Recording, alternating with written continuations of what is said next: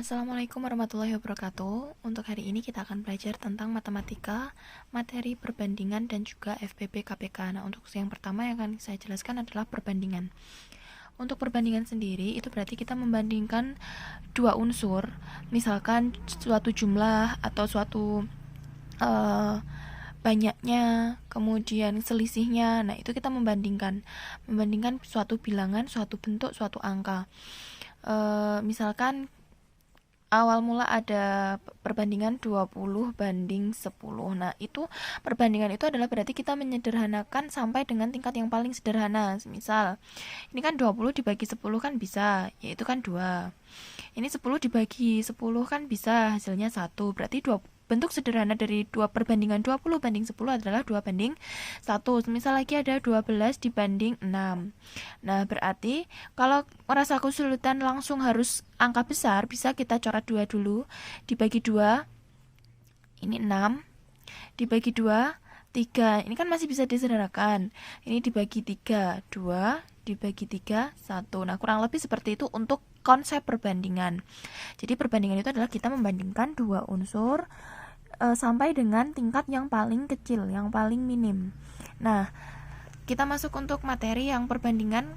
Di kelas 6 kita akan mempelajari perbandingan itu ada 3 tipe. Ya, untuk perbandingan dasar itu ada 3 tipe yang harus kita pelajari, yang harus kita pegang konsepnya. Jika kalian sudah paham konsepnya, insya Allah kalau ada dalam soal yang dikembangkan dalam soal yang high order thinking skill yang sudah hot, itu insya Allah kalian bisa mengerjakan. Oke, langsung saja. Untuk yang tipe yang pertama adalah jika diketahui jumlahnya. Artinya kalau diketahui seluruh jumlahnya. Misalkan perbandingan A banding B itu adalah 3 banding 2, misal ya. Kemudian jumlah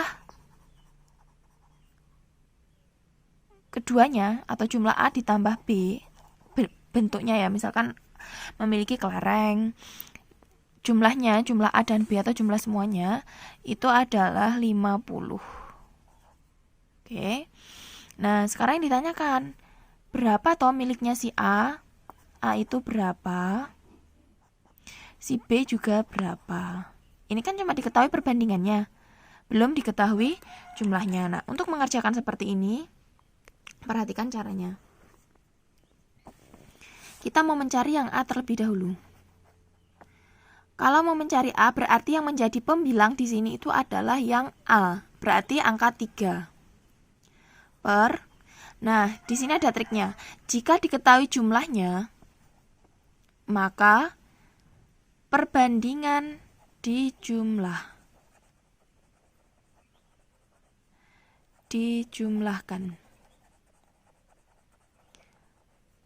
Ini ya, berarti perbandingannya dijumlahkan. Berarti kalau konteksnya di sini, berapa yang dijumlahkan? Perbandingannya kan ada banding B, 3 banding 2. Berarti kalau konteksnya di sini berarti 3 banding 2. Itu kita jumlahkan menjadi 5. Nah, sekarang kita masukkan ke sini. 3 kan miliknya si A, kita kan mau mencari yang A dulu. Nah, pernya ini per 5 karena dijumlahkan tadi, terus dikali jumlahnya, jumlah seluruhnya ini dikali 50. Ini bagi 5, 10, bagi 5, 1. 3 dikali 10 hasilnya 30. Ini miliknya si A. Kemudian untuk mencari miliknya si B, milik B tadi berapa? 2 kan? 2 per ini ditambah ini 5 dikali 50. Coret-coret, ini 10, 2 dikali 10 hasilnya 20. Ingat, coba kalau kita cek, ini kan 0. 3 tambah 2, 5. Kembalikan ke angka yang ini. Berarti jawaban dari miliknya si A dan miliknya si B, A itu 30, B 20. Sehingga kalau dijumlahkan total adalah 50. Kita lanjutkan untuk yang tipe kedua. Oke, kita lanjutkan untuk tipe yang kedua. jika diketahui selisihnya. Ya, kata kuncinya yang diketahui itu selisihnya. Kalau diketahui selisihnya berarti nanti untuk penyebutnya atau yang bagian bawah, perbandingannya itu dikurangi.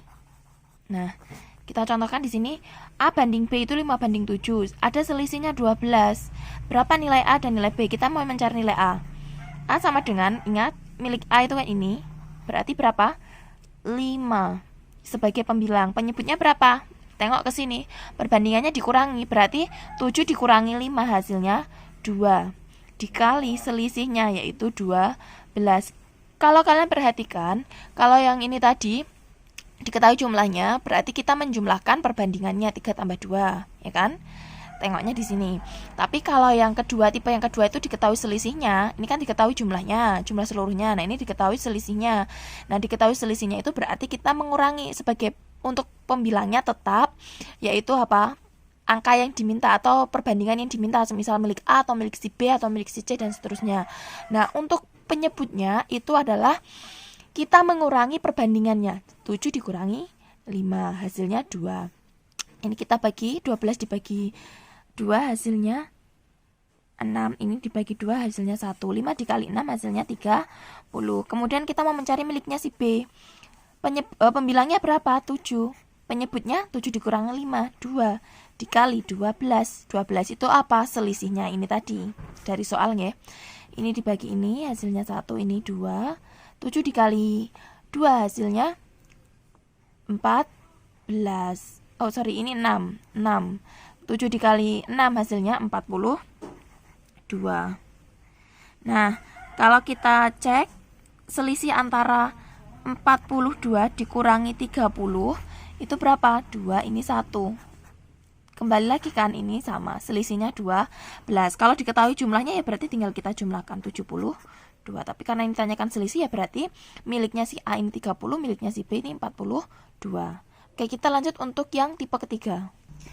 Kita lanjutkan untuk yang tipe ketiga. Kalau tipe yang ketiga itu adalah jika diketahui salah satunya. Jadi yang diketahui itu salah satunya. Misal A banding B yang diketahui miliknya B, atau A dibanding B yang diketahui miliknya A. Nah, ini saya umpamakan pohon apel dan pohon mangga. Nah, untuk diketahui salah satunya itu berarti kita perbandingannya itu tidak kita kurang dan tidak kita jumlah. Kalau dari yang pertama ini tadi kan kalau diketahui jumlahnya kan kita untuk perbandingannya itu dijumlahkan. Kemudian untuk yang diketahui selisihnya itu kan berarti perbandingannya itu dikurangi. Kalau diketahui selisihnya ya. Nah, untuk yang ketiga, untuk yang diketahui itu salah satunya berarti kita tidak menjumlah, tidak mengurangi. Lalu bagaimana? Ya tetap kita biarkan yang menjadi pembilang itu berarti yang bagian yang diminta, penyebutnya bagian yang satunya. Contohnya di sini pohon apel dan pohon mangga itu berbanding 4 banding 2. Jadi pohon apel itu perbandingannya 4, pohon mangga perbandingannya 2, 4 banding 2. Sebenarnya ini bisa disederhanakan ya menjadi 2 banding 1. Diketahui pohon apel itu 16. Nah, kalau diketahui pohon apel, berarti kan ini memenuhi unsur yang ini, salah satunya, diketahui salah satunya, maka jumlah keduanya. Nah, untuk mencari jumlah keduanya, kita harus mencari terlebih dahulu berapa toh miliknya si mangga. Kalau punya apel kan tadi sudah diketahui. Nah, caranya bagaimana? Kita lihat dulu untuk mencari yang pohon mangga. Pohon mangga. Pohon mangga itu berarti berapa toh bagiannya? 2, ya kan? Kemudian per. Nah, kalau tadi kan kalau kita belajar yang tipe 1 dan tipe 2 itu dijumlahkan dan dikurangi. Nah, kalau khusus yang ketiga diketahui salah satunya, itu tidak kita jumlah, tidak kita kurang, melainkan ya apa adanya saja. Jadi, semisal ini 2, miliknya si apel itu berapa toh? Kan pembilangnya ini mangga, berarti mangga itu yang di atas, artinya pembilangnya sebagai pembilang. Nah, penyebutnya itu pohon si apel yang sudah diketahui ini tadi. Nah, berapa? 4 kan? Dikali 16. Kita sederhanakan. 16 dibagi 4 kan 4. 4 dibagi 4 kan 1. 2 dikali 4 kan hasilnya 8, ya kan? Nah, berarti kalau untuk mencari jumlah kedua pohon tersebut, ya berarti kita jumlahkan pohon apel ditambah pohon mangga. Sama dengan pohon apelnya 16, pohon mangganya 8. Sama dengan berapa? 24 pohon. Nah, itu untuk unsur perbandingan ada 3, kalian pelajari, kalian pahami, kalau perlu kalian catat, terus aplikasikan di bagian soal-soal di tematik itu, karena perbandingan itu pasti selalu keluar. Nah, soalnya ini baru yang sederhana, ini baru yang uh, masih yang sangat standar sekali. Nah, gitu ya. Silakan ini dipahami, didengarkan, kemudian kalian catat di buku matematika kalian. Oke, jika masih ada kesulitan boleh bertanya. Misalkan belum paham atau terlalu cepat penjelasannya, boleh diulang, boleh di-repeat untuk mendengarkan penjelasan ini. Terima kasih, selamat pagi.